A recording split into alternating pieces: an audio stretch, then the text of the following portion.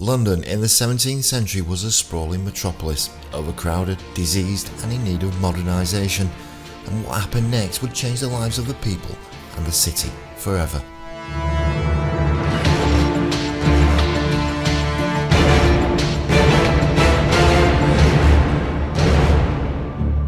By the 1660s, London was by far the largest city in Britain, estimated at 500,000 inhabitants. However, due to the Great Plague of London during the previous winter, its population had decreased. John Evelyn, contrasting London to the Baroque magnificence of Paris, called a wooden, northern and inartificial congestion of houses, and expressed alarm about the fire hazards posed by the wood and the congestion. What he meant was urban sprawl. The city was essentially medieval in its street plan, an overcrowded warren of narrow, winding, cobbled alleys.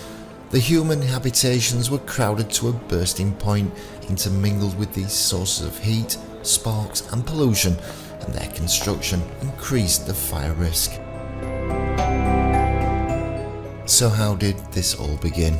Well, at a bakery owned by Thomas Farriner in Pudding Lane, at around 1 AM on Sunday, the 2nd of September 1666.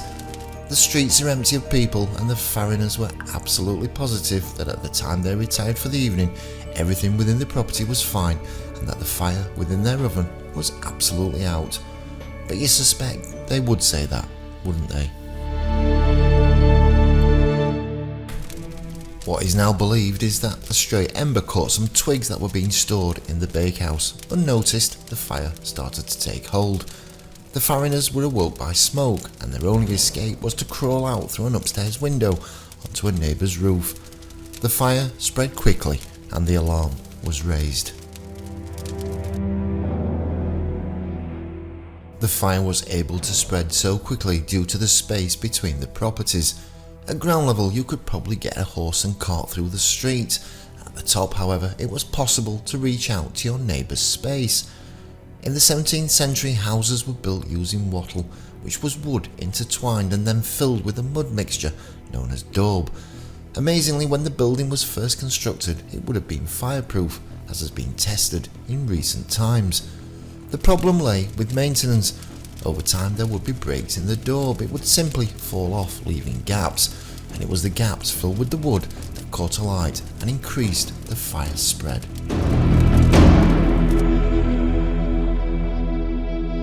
The womanizer and party animal Samuel Peeps was the man who wrote the main account about the Great Fire of London. In his account he says that Jane, his servant, woke him around 3 AM to declare there was a fire in the city, to which he had a look out of his window and then went back to bed. So many Londoners and Peeps himself thought that everything would be okay, yet they hadn't counted on the Mayor of London, Thomas Bloodworth, being totally incompetent in organising and keeping the city safe under such dangerous situations. The Inferno was about to take hold, and Bloodworth had a window of opportunity to pull down houses and create a firebreak.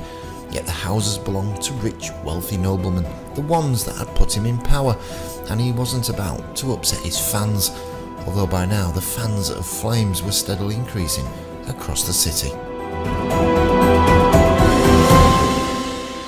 The next morning the city was in chaos. People had now stopped trying to put out the fire and were scrambling to save themselves as the inferno spread.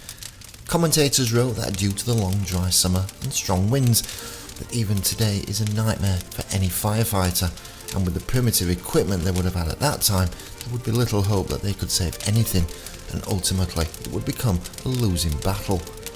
By the end of day 2, the fire had continued to spread.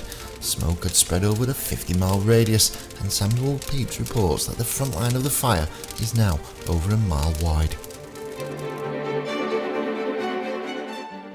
King Charles is now the one man who can save the city. After 6 years on the throne, Charles saw this as a way to win back public approval. He returned the monarchy to England after his father was beheaded in 1649. Yet his victory as king only shows him to have nothing but scandal throughout his early years, something that didn't bode well if he wanted public support. By day 3, the flames had crept towards St Paul's Cathedral.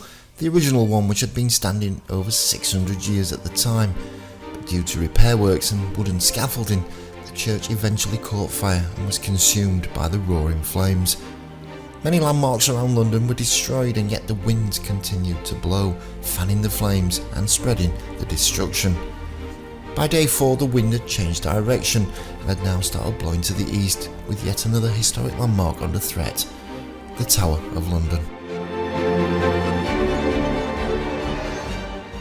The tower escaped, which was due to the demolition of houses using dynamite. This would eventually begin to calm down the spread of the flames and would set a precedent, as now using gunpowder to destroy and create fire breaks, the fire at last became under control. However, the economy was now in ashes, and people were already looking for someone to blame. Remarkably though, Thomas Farriner is not initially the one who would be blamed, but when questioned, he quickly declined to comment, instead pointing his finger at others. The authorities then looked at a 26-year-old watchmaker's son from Normandy called Robert Hubert. Hubert was said to be fleeing the country when he was caught. Now, the really hot news for everyone was when he was asked about who started the Great Fire of London, he actually confessed. He was now placed on trial and faced the death penalty. It was said that Hubert had put a fireball through the window of Farriner's bakery. Hubert, it said, was an unbalanced character, and quite likely that he accepted blame for attention, not knowing the consequences. The most damning part of the indictment are signatures from Thomas Farriner and his family, all stating that Hubert did in fact commit the act, thus clearing the Farriners from any blame.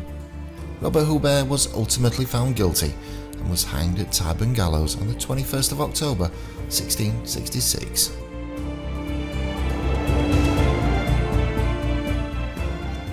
It was time now to look to the future.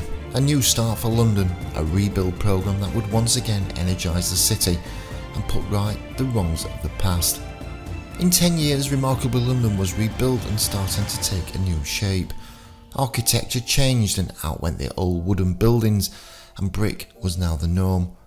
The Great Fire of London transitioned the city from old to next generation, and perhaps the fire was a blessing in disguise. Today, London is still a city that ignites passions and excites visitors, and although the Great Fire was a catastrophe, it did cleanse the city. The overcrowded and disease-ridden streets were destroyed, and a new London emerged.